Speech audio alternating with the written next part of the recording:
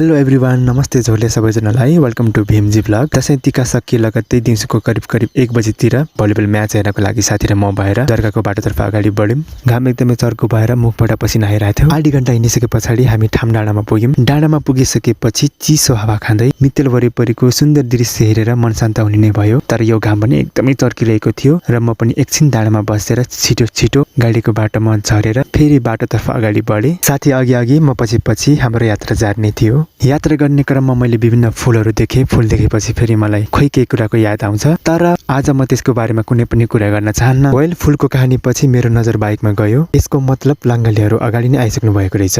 चर्को घाम तैमाथि उकालो आउँदै हामी थाकिसकेका थियौँ। अब हामी जाने भनेको ओह्रालो बाटो हो। हामी गफ गर्दै ओह्रालो झर्दै थियौँ। ठ्याक्कै अगाडि बाटोमा धारा भेटियो र हामी धारामा पानी खाएर फ्रेस भएर फेरि यात्रातर्फ अगाडि बढ्यौँ। बाटोमा जाँदै गर्दा घाम एकदमै चर्किरहेको थियो। अघि भर्खर मुख धोको पनि केही काम लागेन। वेल, अब भने हामी भलिबल म्याच भएको ठाउँको करिब नजिकै आइसकेका थियौँ। तर बाटो एकदमै ओह्रालो भएकोले हिँड्न ज्याउ भयो भनेर मेरो साथी छड्के पारामा हिँडिराख्नु भएको थियो। छड्के बाटो पछि फाइनल्ली हामी भलिबल ग्राउन्डमा आइपुग्यौँ र भलिबल म्याच हेरेर इन्जोय गर्यौँ। त्यसपछि हामी नास्ता खाएर साँझपख घर फर्क्यौँ। वेल साथीहरू, आजको लागि भने मेरो छोटो मिठो मिनी भ्लग यति नै। अर्को भिडियोमा भेटौँला। बाई बाई साथीहरू।